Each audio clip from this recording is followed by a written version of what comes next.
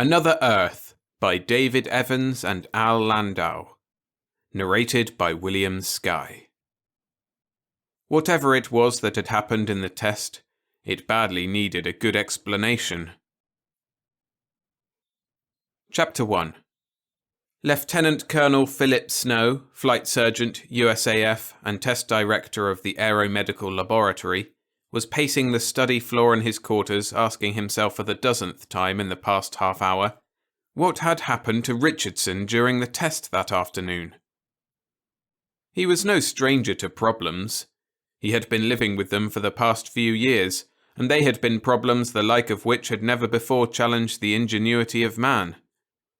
For he was the head of a small community of men, scientists like himself, medical specialists of all kinds, psychologists, electronic technicians, physicists, pressure engineers, mathematicians, and so on, each one of them an acknowledged expert in his particular field, who had worked together with one end in view, to send a man into space and bring him back safely to Earth again.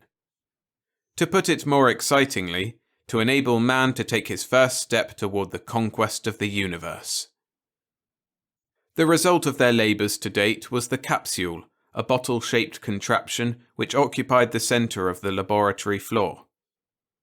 It wasn't very big, just big enough to contain a man enclosed in a spacesuit, lying on a couch surrounded by instruments. But there wasn't a square inch of the capsule itself, the spacesuit, and the instruments which hadn't presented innumerable problems, the solving of which had been the result of endless research and theorizing and testing. And in the same way, and almost to the same extent, there wasn't a square inch of the man, too, which didn't present problems, all of which must be solved before he could be sent into space. And so, in test after test, one of the chosen astronauts had lain on the couch in the capsule, wired through his spacesuit to the dozens of dials and graph recorders on the consoles at which sat the watching specialists. It seemed there was nothing that could happen inside his body that they could not know about. They could read every flexing of his muscles, every heartbeat, every tiny shifting of temperature, every reaction of his blood and of his complicated nervous system.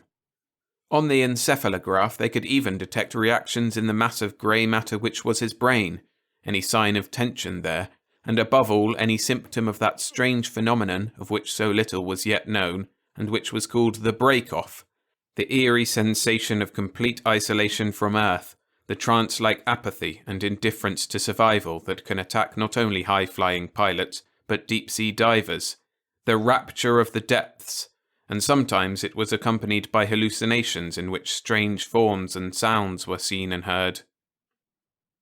In the case of Lieutenant Hamilton Richardson, USN, there had been no mysterious troubles of this kind, in fact, no troubles of any kind at all. Aged 36, he had been one of the first of the astronauts to volunteer. He had passed with flying colours every one of the gruelling preliminary tests, mental and physical, and as far as could be judged by science, he had seemed to be the perfect specimen, mentally and physically, for the job. In the many tests made with him inside the capsule, nothing had gone wrong with him. There had been no signs of fatigue or failure of any kind.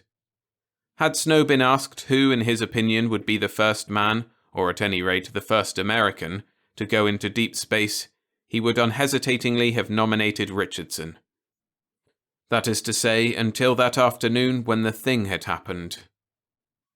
It had been a long test, one made for the first time. The object of it was to find out how the spacesuit, which was sealed off from the rest of the capsule, would stand up if something happened to the capsule itself. If, for instance, in its headlong flight through space, something struck it, something maybe no bigger than a small pebble.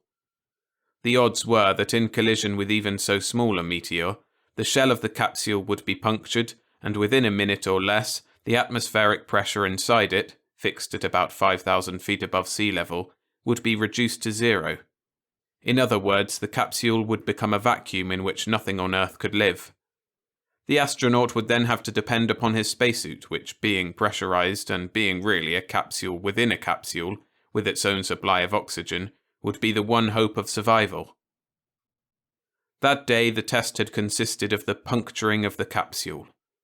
At a given signal, the pressure inside it had been reduced to that of 50 miles above the Earth's surface, in other words, to zero, by pumping out the air inside it. Richardson, the ace of the astronauts, had been chosen for this important test. It had gone well.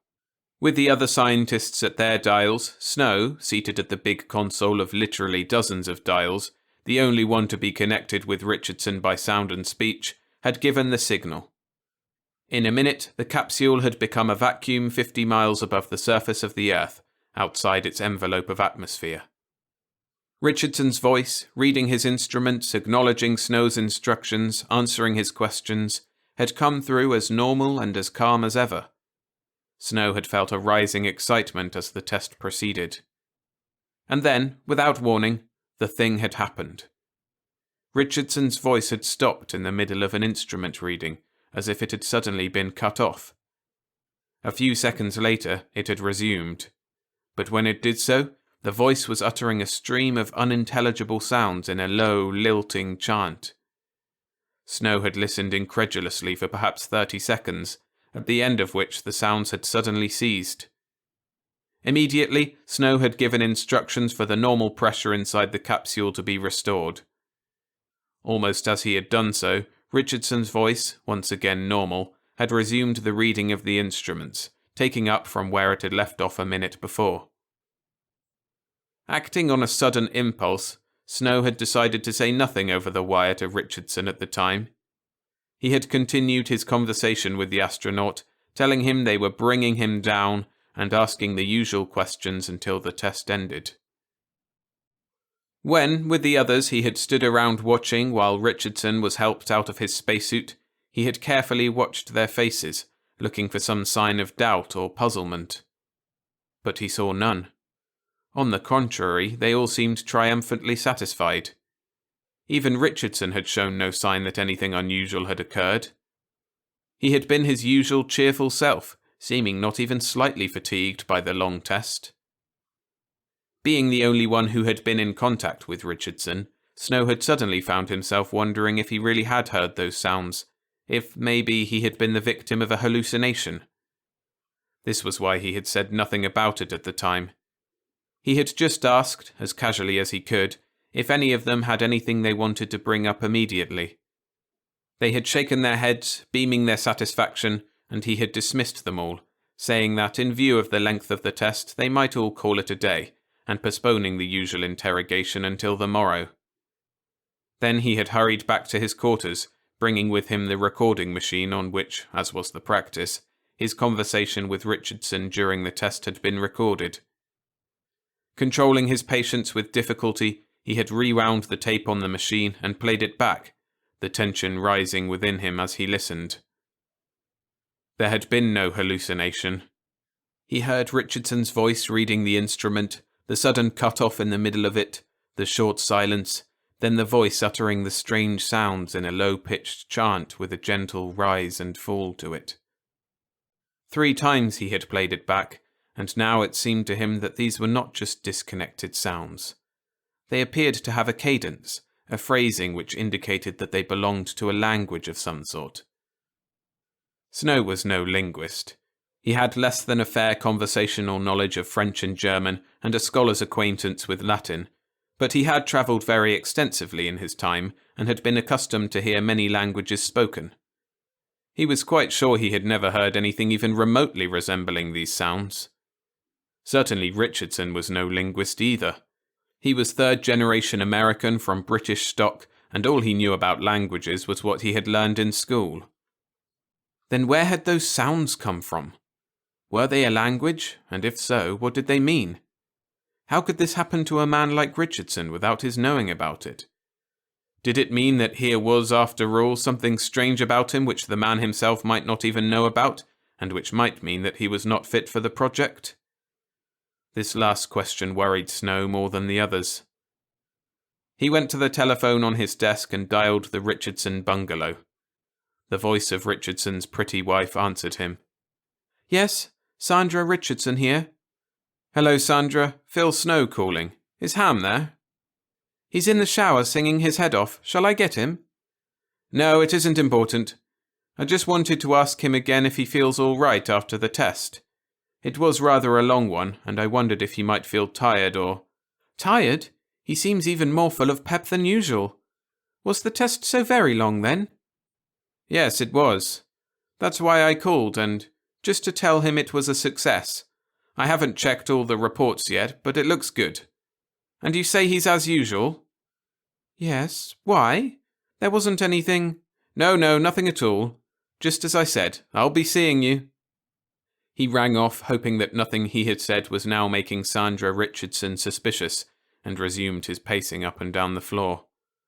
Now another question came into his mind.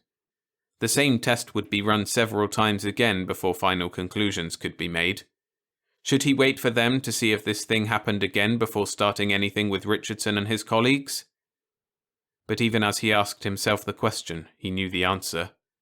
If this never again happened in any future test, the fact would remain that it had happened once and could not be forgotten or brushed aside. It must be cleared up. Something had happened to Richardson's mind. He decided to take Abe Franstein, his head psychologist, into his confidence. As he dialed Franstein's bungalow, he recalled with a sense of comfort that the brilliant little man was not only a world authority in his particular subject, but that he was said to be able to read, write, and converse in a staggering number of languages, some of them obscure Oriental dialects. When Franstein answered the call, Snow asked him to drop in for coffee after dinner. Chapter 2. Well, I must say, said Franstein as they sipped their coffee, yours is the first glum face I've seen around here since that test this afternoon. Here we are within sight of our goal at last, and look at you. Weren't you satisfied? Before I go into that, Snow replied, there are a few things I want to ask you. About the test? In a way, but principally about Richardson. Have you ever had any reason to suspect that there is anything unusual about him? In what way? In your line. Franstein produced an enormous meerschaum pipe and proceeded to fill it from an untidy plastic pouch as he replied. Yes, there is. One very unusual thing. There is? He's got a very rare type of mind. It's probably perfectly balanced. The little man lit his pipe and continued. The vast majority of us have some sort of imbalance mentally. He hasn't.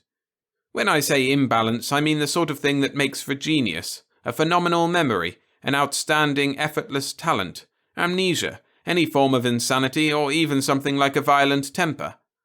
Anything, so to speak, overemphasized. Is it physical? I mean, does it have anything to do with the size or weight of the brain or anything like that? You can take the brain of a genius and that of an ordinary person of average intelligence and find them exactly the same in measurements and tissue condition. The popular conception of the genius as a man with a bulging forehead is so much nonsense. Plenty of lunatics and retarded individuals have bulging foreheads. Then what does it have to do with? That's the big question. Nobody knows. You can take two men, equal physically in every respect, equal in upbringing, education, health, and with the same sized brain. One of them might turn out to be a genius, the other an average individual, and nobody knows what makes the difference.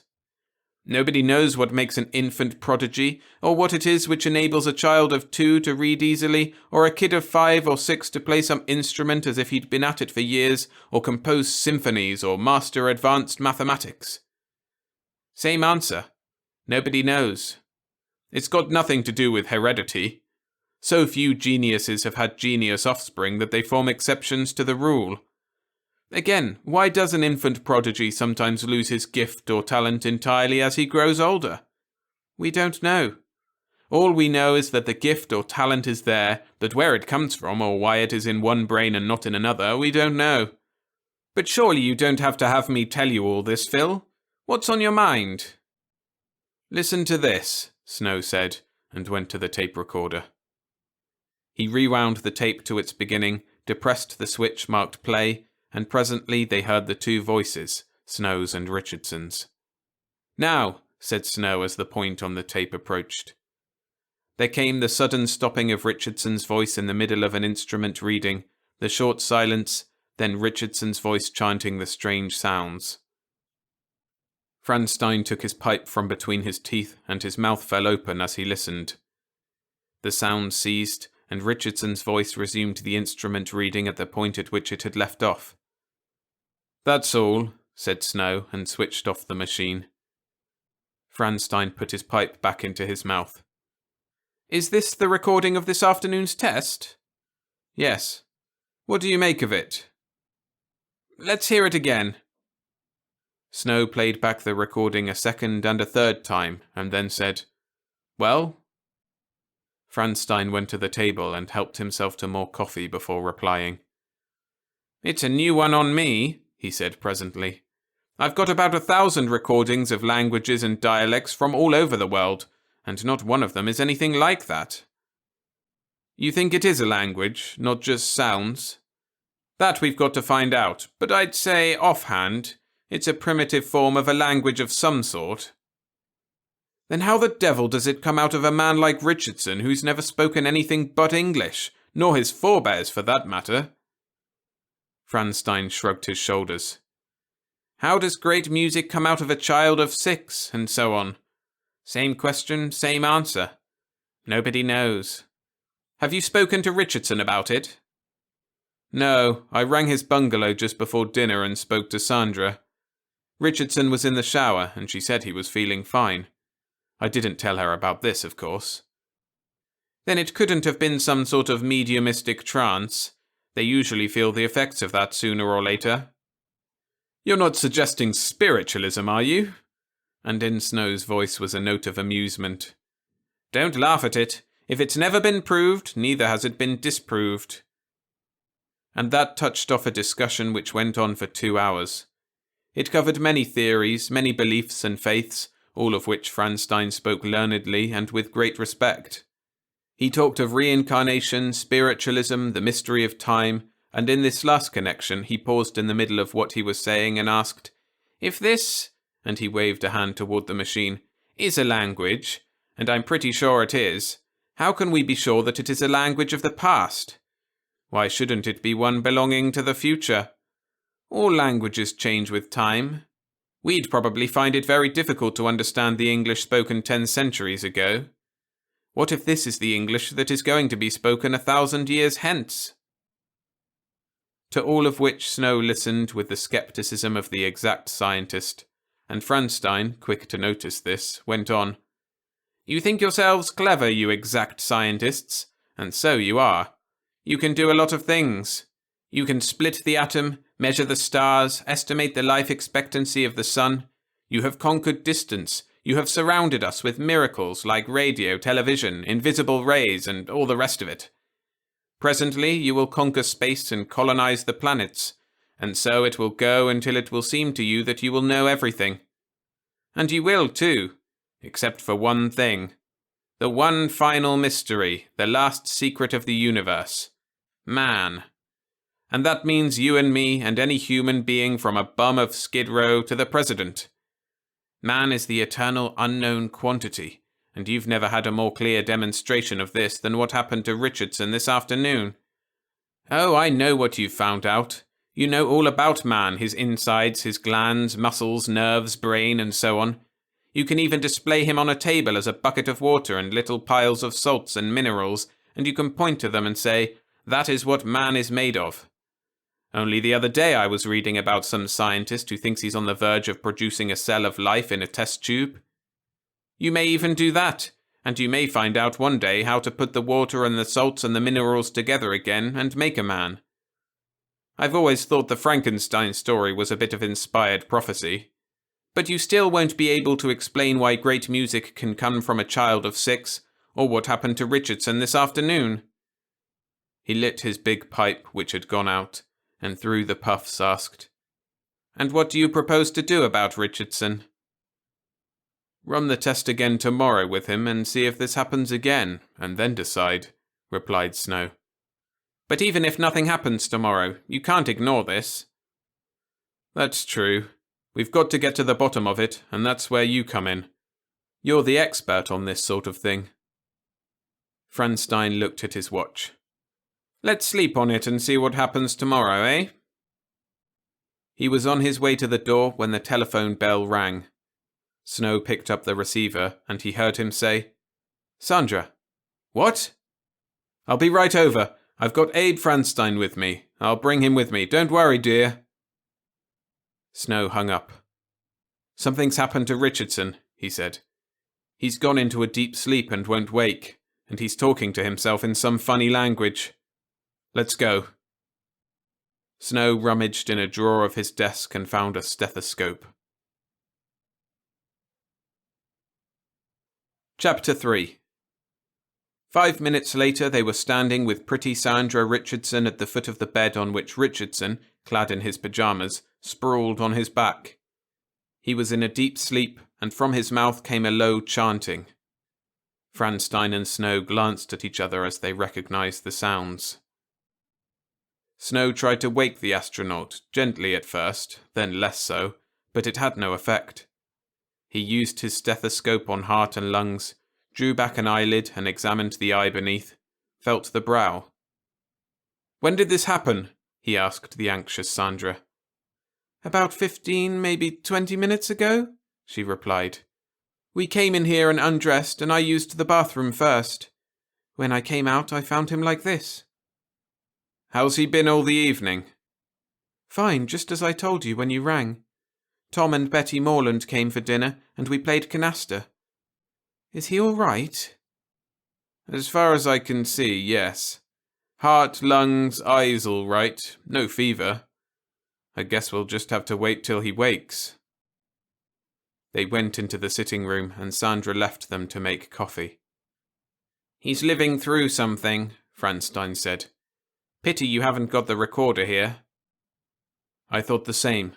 I'll get it." Snow left, and Franstein wandered back into the bedroom and leaned over Richardson. Now he was sure this was a language, and that the sleeper was conversing with someone in his sleep.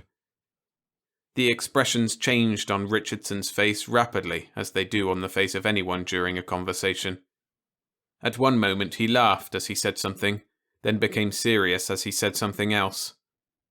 Sandra came into the bedroom and joined Franstein at the bedside. "He's never been like this before," she said worriedly. "Doesn't he ever talk in his sleep?" "He never even snores. When we were first married, he slept so quietly that I thought he'd stopped breathing, but I'd only have to touch him or whisper to him and he'd wake in an instant. What does this mean?" "We'll find out, never fear." They went back into the sitting room as they heard Snow return. He was carrying the recording machine, and seeing the question in Sandra's eyes as she saw it, he said reassuringly, "We're going to make a recording of what Ham's saying. We'll soon find out what all this is about." He busied himself changing the tapes on the machine, taking the new one from his pocket, and fumbled the job in his haste. He had plugged in the microphone and was unwinding the long cord when they heard Richardson's voice call out from the next room. "Sandra!" And a moment later Richardson appeared in the open doorway, staring at them in astonishment. "Abe! Phil! When did you come here?" "About half an hour ago," Snow replied. Richardson passed a hand over his eyes. "I must have fallen asleep," he said. "You did, darling, and I couldn't wake you," Sandra said, "so I called Phil." "You couldn't wake me?" "No, and you were talking away in your sleep. You had me worried." "Why?" Sandra, at a loss, looked at Franstein, and he answered for her. "You were dreaming, Ham," he said. Richardson thought for a moment before replying. "Now that you mention it, I was. But what's so extraordinary about that? Why are you all looking at me as if I'd suddenly grown horns?" "Do you remember what the dream was about?" Franstein asked. "Vaguely. Yes, I do. It was just a dream. Why is it so important?" He sat down in a deep chair and looked around at them. "What is all this?" he said. "I fall asleep for half an hour, have a silly dream, and wake up to find you here looking as if something big has happened." "Something has happened, Ham," said Franstein. "Something we don't understand." Richardson started up in his seat. "Take it easy, there's nothing to worry about. We'll get to the bottom of it. He turned to Snow. I think I know the way out of this. Play the recording for Ham to hear. Snow hesitated for a moment. All right, if you think so, he said, and busied himself with the recorder, placing the used tape on the spool. Sandra perched herself on the arm of her husband's chair and put an arm about his shoulders. They waited while Snow linked up the end of the tape to the other spool. He pressed the play switch, and presently there came the voices of Snow and Richardson. That's this afternoon's test, Richardson said. Franstein nodded, and they continued to listen. Then came the chanting sounds, and when he heard them, Richardson's expression changed to one of amazement. Snow switched off the machine. What was that? Richardson asked. We hoped you'd be able to tell us, Franstein replied. Aye? What should I know about it? That was your voice, Ham. Nobody's touched the tape, and I heard it during the test. But this is crazy. How could I make a noise like that without knowing anything about it? Why, I remember every second of that test, and I know I didn't do anything like that. He jumped to his feet and began to walk up and down the room, his hands pressed to his head. I said, take it easy, Ham, Franstein said. Richardson pulled up short in his pacing and turned to the little man. How can I take it easy? I spend 6 hours in the capsule in a difficult test, remember every bit of it, come out of it feeling not even tired, and now you tell me that in the middle of it I had some sort of a blackout and made funny noises? That can only mean that there's something wrong with me, and you don't have to tell me what that means. I don't qualify after all. Is that what you came here to tell me? Franstein's voice was as quiet as before. It doesn't mean anything of the sort. If there'd been a blackout or if something else had happened to your brain, it would have shown up on the encephalograph, and nothing showed. I didn't know about this until I heard the recording, and we weren't going to say anything about it until we'd run the test a second time. Then Sandra called us to say she couldn't wake you and that you were talking in your sleep, and we came over to find you in a sleep as deep as a coma and obviously dreaming. And what's that got to do with the test? You were making the same sort of sounds in your sleep as you did in the test, and I'm sure they add up to a language of some sort. What? You mean to say that was a language? For Pete's sake, I've never spoken anything but English all my life. I can't. We know that. Richardson turned to his wife. Is this true? He asked her tensely.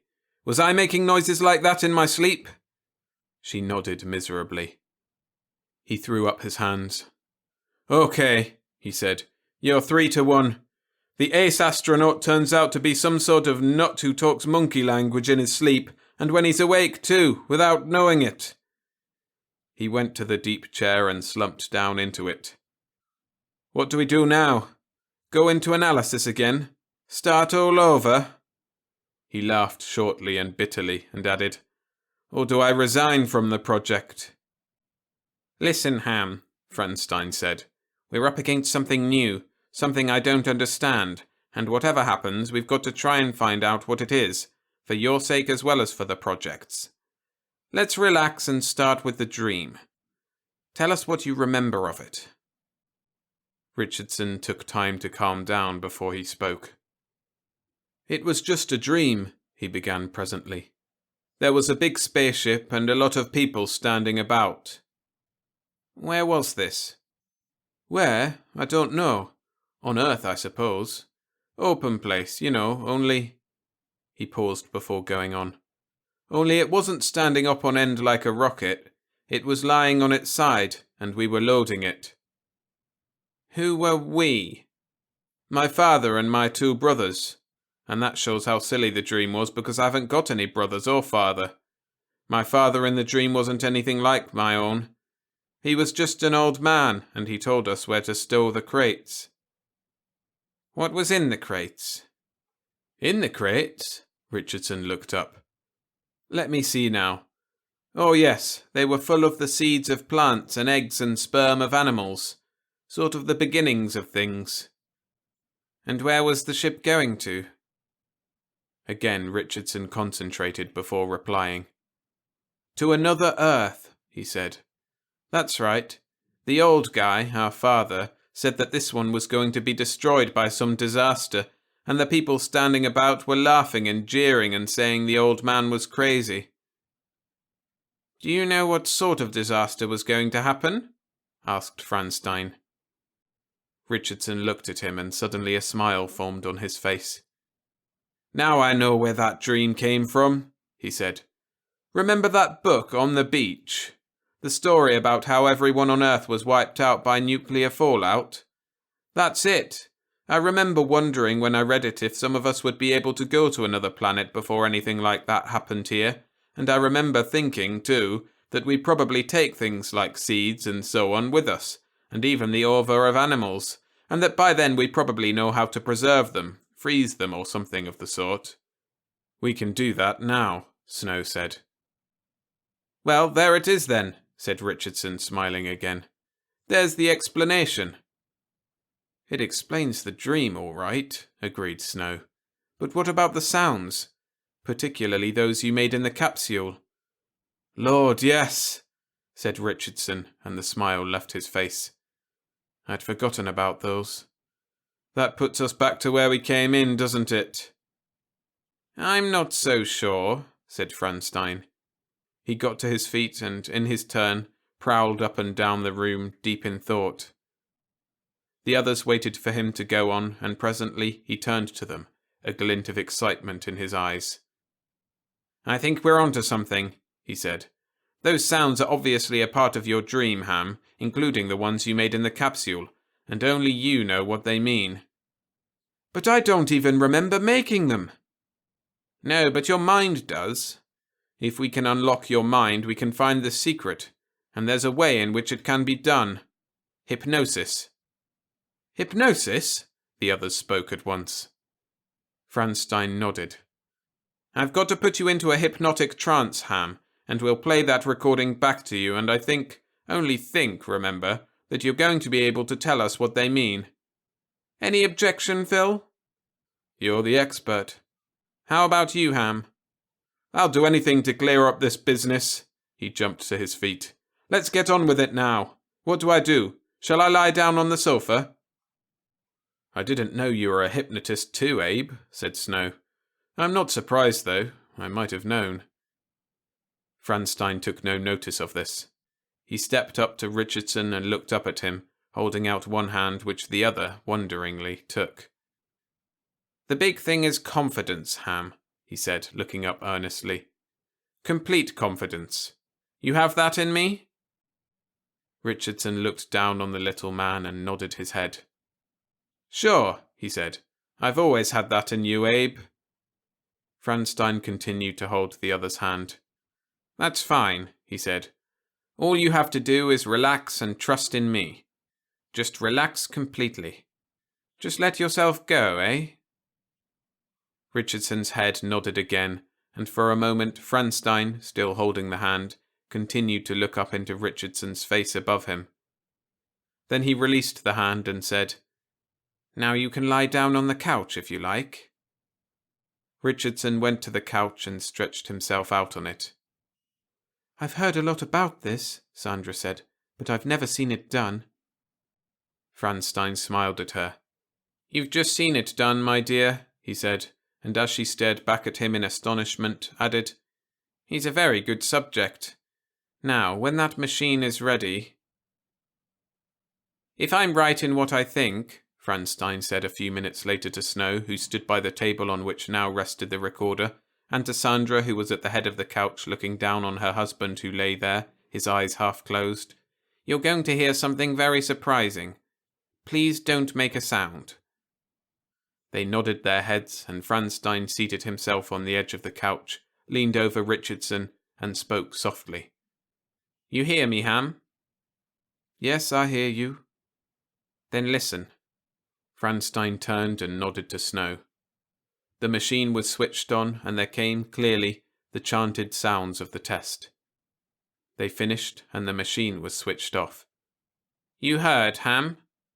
Yes, I heard. You made those sounds that we just heard. Yes. Can you repeat them? Yes.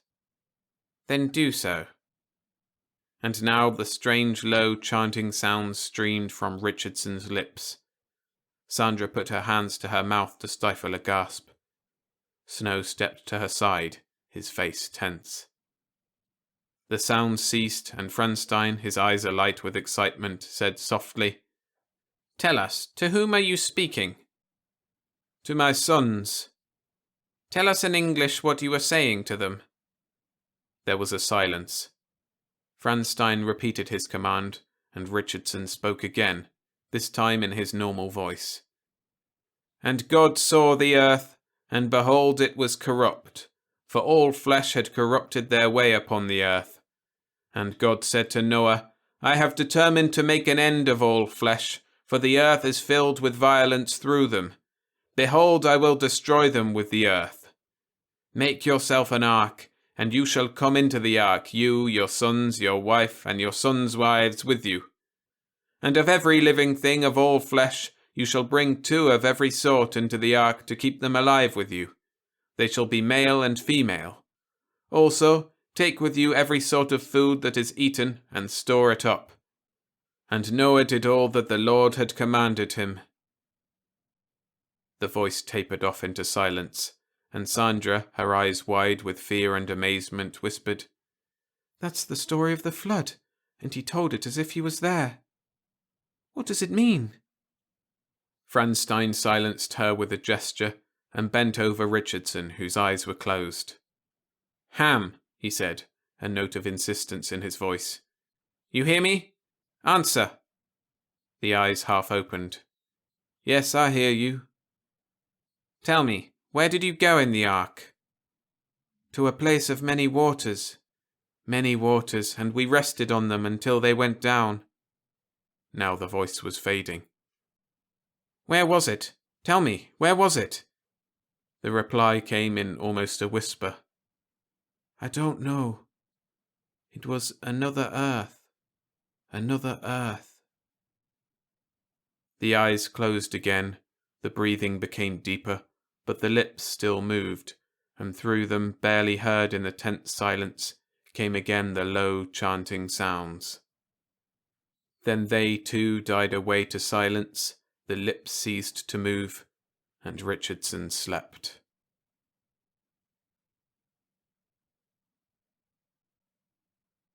Thanks for listening. If you enjoyed this story, hit the like button and subscribe for more every Monday and Friday. And you can support the channel further by sending a super thanks or signing up to my Patreon. Members enjoy advanced access to full novels, exclusive novelettes, and ad-free audio and video versions of all my stories. Head to patreon.com/storiesfromthesky_SFF to sign up. Next up, I recommend listening to The Lamps of the Angels by Richard Sabia. A link to my narration of that is on screen now.